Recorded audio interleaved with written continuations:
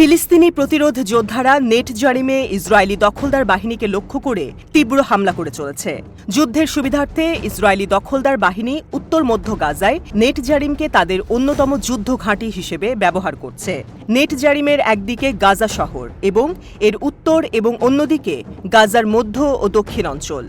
এটি মূলত গাজার মধ্য ও দক্ষিণ অঞ্চলের মধ্যে একটি বিভাজক করিডর হিসেবে কাজ করে। হামাস আন্দোলনের সামরিক শাখা শহীদ ইজ আল-দিন আল-কাসাম ব্রিগেড কিবুতজ নিরিমের কাছে ইসরায়েলি দখলদার বাহিনীর সৈন্যদের একটি সমাবেশে মিসাইল ব্যারেজ ব্যবহার করে হামলা করে। এছাড়াও শহীদ ইজ আল-দিন আল-কাসাম ব্রিগেডের যোদ্ধারা ১১৪ মিলিমিটার স্বল্প পাল্লার রাজুম ক্ষেপণাস্ত্র ব্যবহার করে নেট জারিমে ইসরায়েলি বাহিনীর সৈন্যদের ওপর আরেকটি হামলা করে। ফিলিস্তিনের প্রতিরোধ আন্দোলনে নিযুক্ত বিভিন্ন ব্রিগেডের যোদ্ধারা ভারী ক্যালিবার মর্টার শেল ব্যবহার করে নেট জারিমের দক্ষিণ দিকে দখলদার বাহিনীর কমান্ডের সদর দফতরেও হামলা চালায়।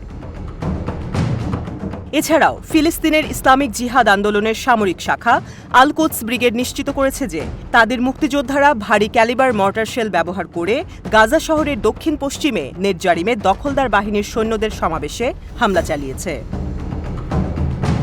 এর মধ্যে আবার চমক দেখিয়েছে ফিলিস্তিনি মুজাহিদিন আন্দোলনের সামরিক শাখা মুজাহিদিন ব্রিগেডের যোদ্ধারা। তারা ভারী ক্ষেপণাস্ত্র ব্যবহার করে নেট জারিমে ইসরায়েলি দখলদার বাহিনীর সৈন্যদের সমাবেশে যে হামলাগুলো হয়েছে সেসবের ভিডিও ফুটেজ প্রকাশ করেছে।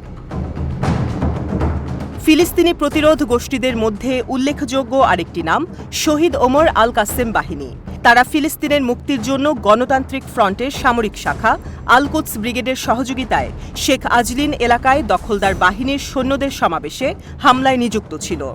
তারা গাজা শহরের দক্ষিণ পশ্চিমে একটি ভারী মর্টার শেল ব্যবহার করে শত্রুপক্ষের ওপর হামলা করে। শহীদ ওমর আল কাসেম বাহিনী এর আগেও ইসরায়েলি দখলদার বাহিনীর বিরুদ্ধে উল্লেখযোগ্য কিছু অভিযান পরিচালনা করেছে। এর আগে গত ২৩ এপ্রিল তারা গাজা শহরের পূর্বে আল জাইতুন পাড়ায় হামলা চালায়। এখানে তারা ইসরায়েলি দখলদার বাহিনীর গোয়েন্দা মিশনের কোয়াড্রোকপ্টার ড্রোন নিয়ন্ত্রণ করে। পরবর্তীতে তারা এই অভিযানের ভিডিও ফুটেজ প্রকাশ করে। প্রতিরোধ যোদ্ধাদের এসব সফল অভিযানের পরে নিউজ ওয়েবসাইট ফরেন পলিসি বলছে যে ইসরায়েলের প্রতিরোধ ব্যবস্থা পুনরুদ্ধারের প্রচেষ্টা ইতিমধ্যেই ব্যর্থ প্রমাণিত হয়েছে।